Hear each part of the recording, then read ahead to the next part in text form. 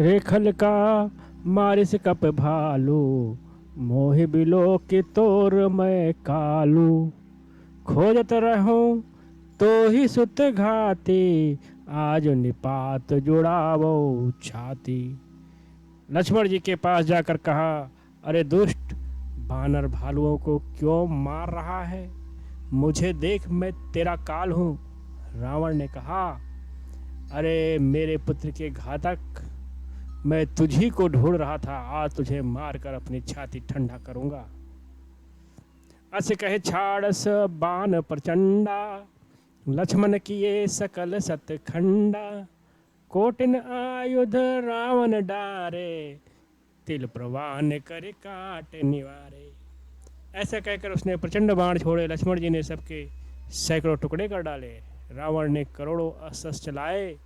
लक्ष्मण जी ने उनको तिल के बराबर करके काट कर हटा दिया।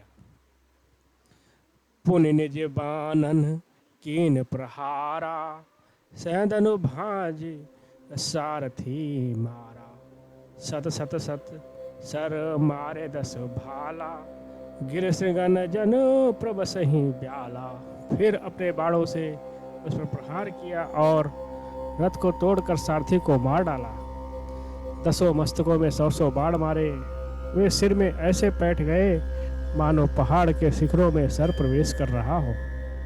पुनिसुत सर मारा और माही, पर्यवधरन तल सुधि कछु नाही। उठा प्रबल पुण्य मूर्छा जागी, छाड़िस ब्रह्म दीन जो सागी। फिर 100 बाण उसकी छाती में मारे, वह पृथ्वी पर गिर पड़ा। उसे कुछ भी होश न रहा। फिर मूर्छा छूटने पर वह प्रबल रावण उठा और उसने वह शक्ति चलाई जो ब्रह्मा जी ने उसे दी थी। सो ब्रह्मदत्त प्रचंड शक्ति, अनंत उर लागी सही। पर यो वीर बिकल उठाव, 10 मुख अतुल बल महिमा रही। ब्रह्मांड भवन विराज जाके, एक सिर जिम रज कानी। तेहि चह उठावन मूढ़ रावण, जान नहीं त्रिभुवन धनी। वह ब्रह्मा की दी हुई प्रचंड शक्ति लक्ष्मण जी की ठीक छाती में लगी। वीर लक्ष्मण जी व्याकुल होकर गिर पड़े। तब रावण उन्हें उठाने लगा, पर उसके अद्भुत बल की महिमा यूं ही रह गई, व्यर्थ हो गई। वह उन्हें उठा न सका। इनके एक ही सिर पर ब्रह्मांड रूपी भवन धूल के एक कण के समान विराजता हो, उन्हें मूर्ख रावण उठाना चाहता है। वह तीनों भुवनों के स्वामी लक्ष्मण जी को नहीं जानता।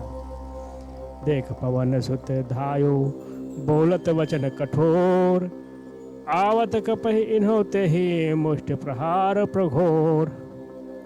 यह देखकर पवन हनुमान जी कठोर वचन बोलते हुए दौड़े।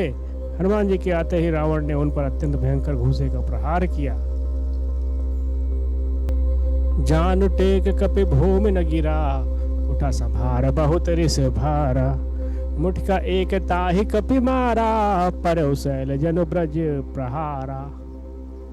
हनुमान जी घुटने टेक कर रह गए, पृथ्वी पर गिरे नहीं और फिर क्रोध से भरे हुए संभल कर उठे।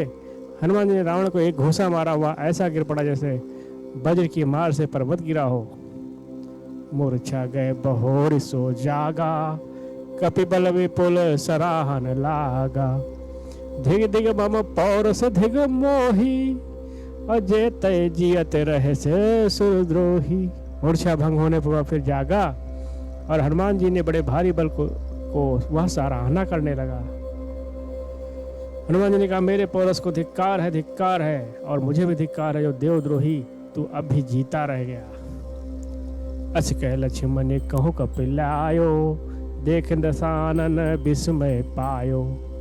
कह रघुबीर समझ जिय भ्राता, तुम कृतांत भक्षक सुरत्राता।